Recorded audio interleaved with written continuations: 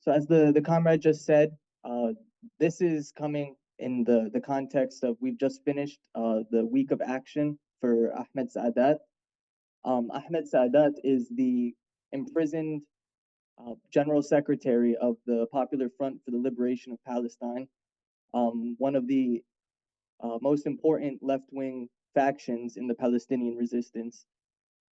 He's been imprisoned since 2001. Not that whole time. That whole time he has not been in Zionist prisons, though. He was initially arrested by the traitorous Palestinian Authority during the time of Yasser Arafat. And when he was arrested by the Palestinian Authority security forces, he was held in Yasser Arafat's personal dungeon for several months in the presidential palace in Ramallah before he was moved to Ariha prison, which is in Jericho, a Palestinian-controlled prison. But even there, he was held under American and British guard, not even under the Palestinian Authority guard, which just further goes to show you the level of coordination and complicity the Palestinian Authority has with the imperialist powers. After a certain amount of time in Ariha prison, the Israelis decided to siege the prison in the context of Hamas winning the Palestinian Authority election and promising to liberate resistance leaders, including Ahmed Saadat, who were being held in Palestinian prisons. So in response to that, the Israelis besieged the prison, and the Palestinian Authority guards all put down their weapons and handed over anyone the Israelis wanted, including Comrade Ahmed Saadat. Since then, he's been held in a Zionist prison in the occupied 1948 lands, modern day Israel, as they call it. And we've been organizing internationally this week of action at this time every year, which is the time that he was first detained, about 23 years ago now. We're hopeful this year, though, that this might be the last year we have to organize a week of action for the comrade Ahmed Saadat.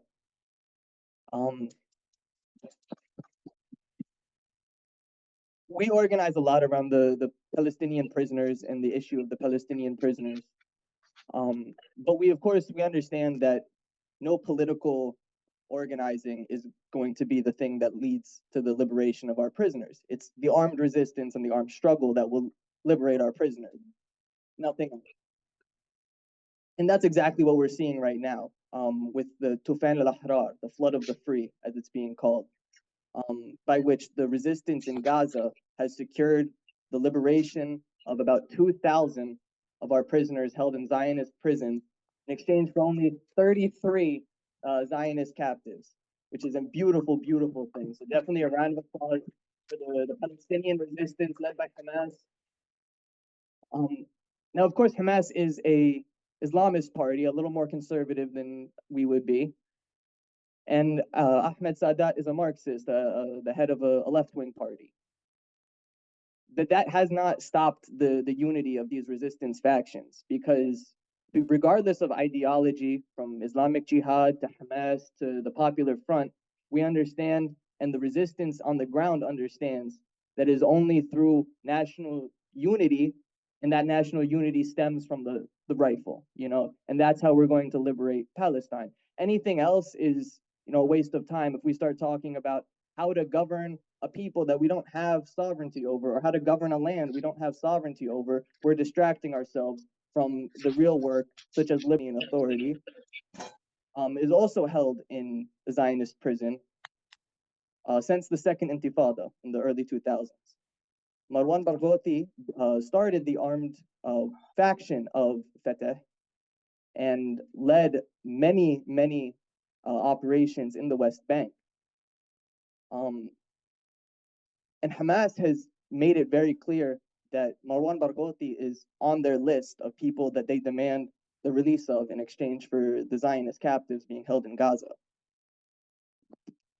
But Abu Mazen, Mahmoud Abbas, the president, so-called president of the Palestinian Authority, has gone so far as to not only make these side deals with the Israelis, but to even give public statements saying that he would condemn any sort of prisoner exchange deal that includes Marwan Barghoti's name, a member of his own party, because Marwan Barghouti refuses to give up the rifle, he refuses to accept normalization, and he refuses to accept capitulation.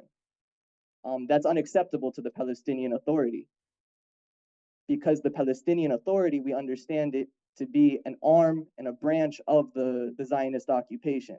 The Palestinian Authority receives a very low salary in relation to what the Israelis receive, but relatively high for the besieged and occupied Palestinian territories, as well as certain privileges, such as permits to be able to travel to Jaffa or to Haifa or the occupied 48 lands, as we call it, anytime they want. Now, of course, in order for them to receive that, they have to make sure that no other Palestinians get that right. That myself or my friends and family in the refugee camps in Lebanon or Jordan or Syria or Egypt are not even allowed to return to the West Bank, nonetheless the occupied 48 lands.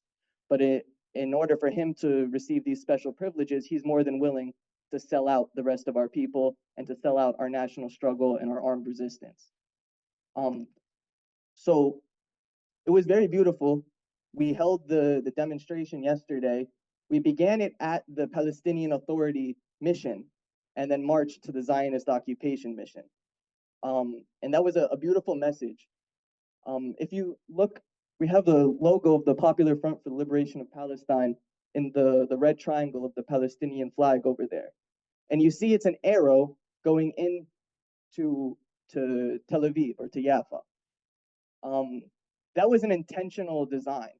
That doesn't only go to Tel Aviv or Jaffa, that goes through Amman and through Ramallah, because it's an understanding that we've had for over 60 years now, that before we can liberate the occupied land from the foreign enemy, from the Zionist occupation, we have to go through these reactionary Arab regimes that sit in Jordan, in Amman, in Ramallah with the PA, or in Cairo with Abdel Fattah al-Sisi, who has been the one enforcing the blockade on the Gaza Strip, not only since October 7th, but for decades before that, since he took power in that coup against the Muslim Brotherhood.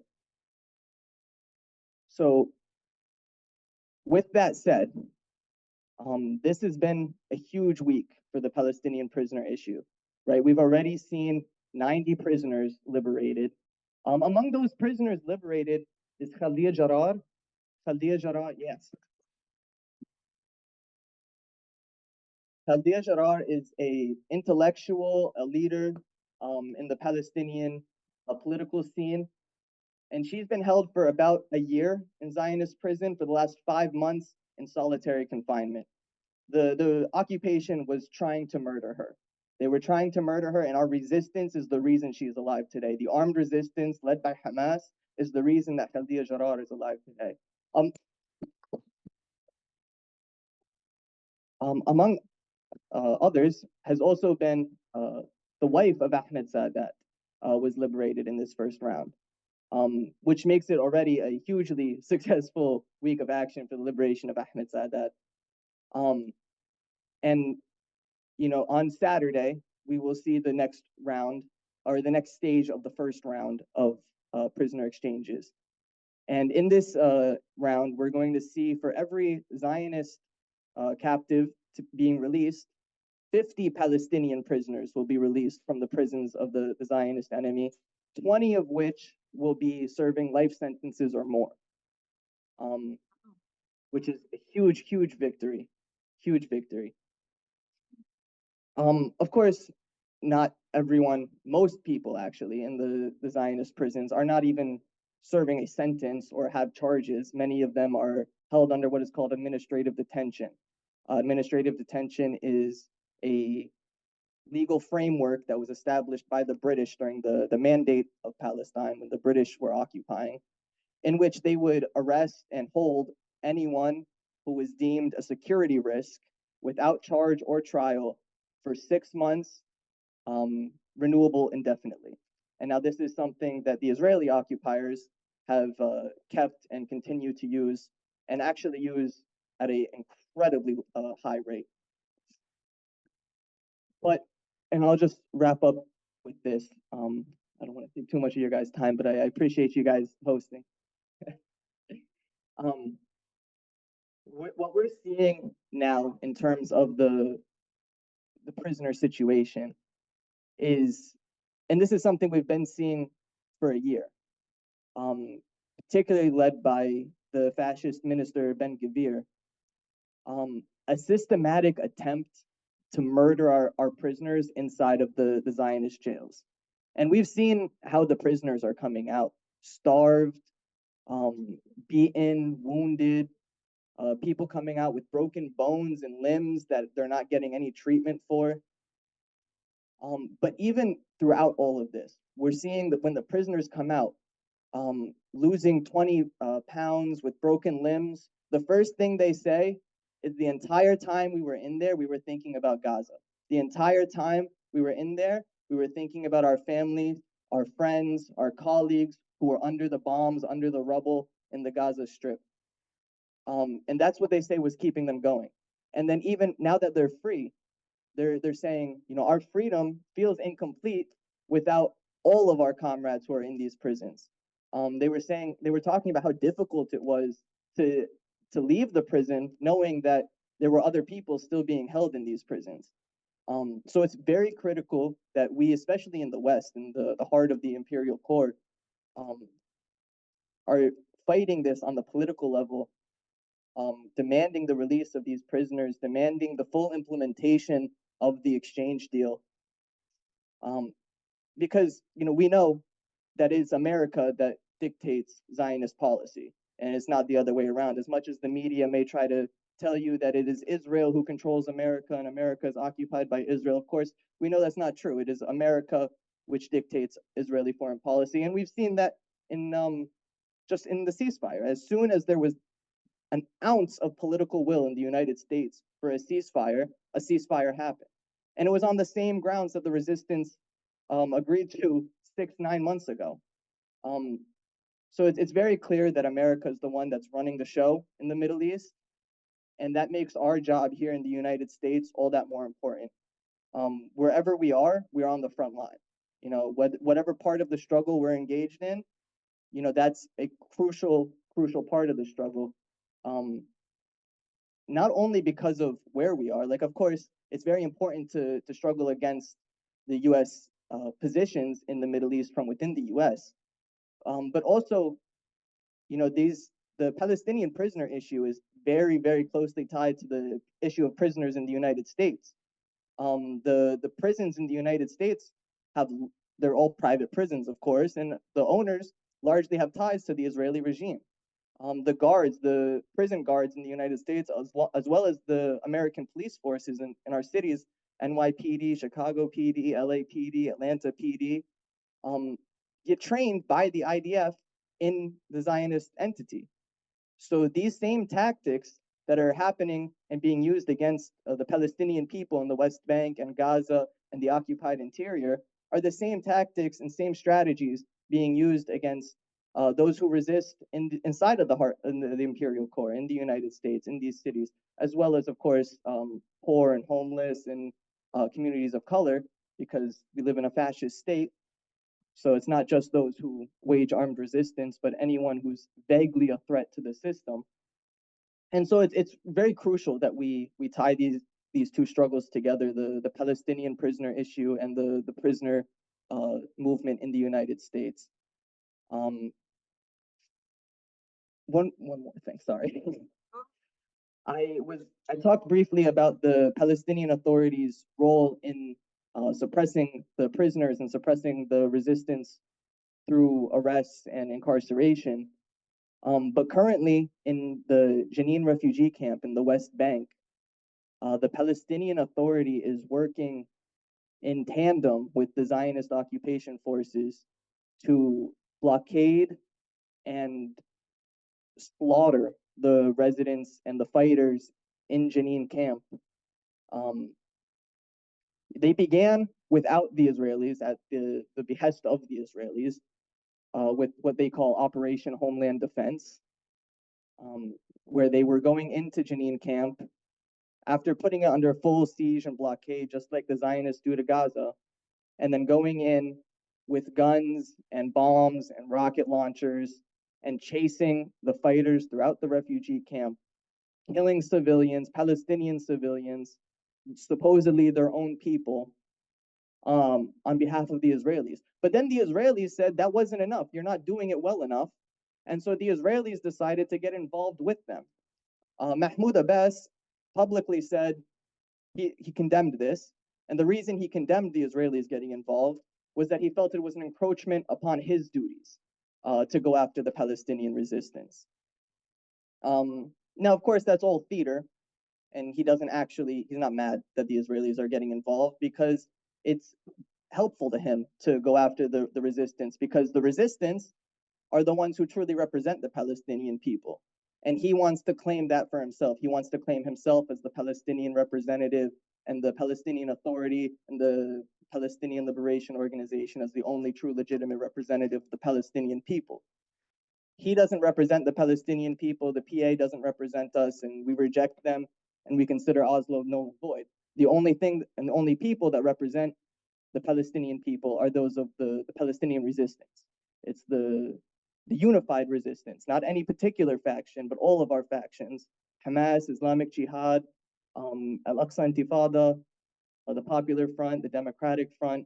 Our united resistance is who represents us, and anything other than that is a scam. It's imperialist propaganda. So yeah, I just wanted to put the prisoner issue into the context of what's going on the ground today with the Palestinian Authority. You know, they're killing our fighters and our civilians in Gaza, but they're also arresting them and putting them into Palestinian prison, Palestinian Authority prisons, but they're also handing them over to the Zionist occupation. Mahmoud Abbas, one of his most famous quotes is security coordination, meaning security coordination between the Palestinian Authority and the Israeli security forces, is sacred. You know, we, of course, reject that, and that's just so clear that he does not represent the Palestinian people. What's sacred to us, what's sacred to the Palestinian people is the rifle, and nothing else. No security coordination, no peace deals, no negotiations. The rifle and revolution. That's the only thing that we consider sacred. Yeah, so freedom to the prisoners, glory to the martyrs.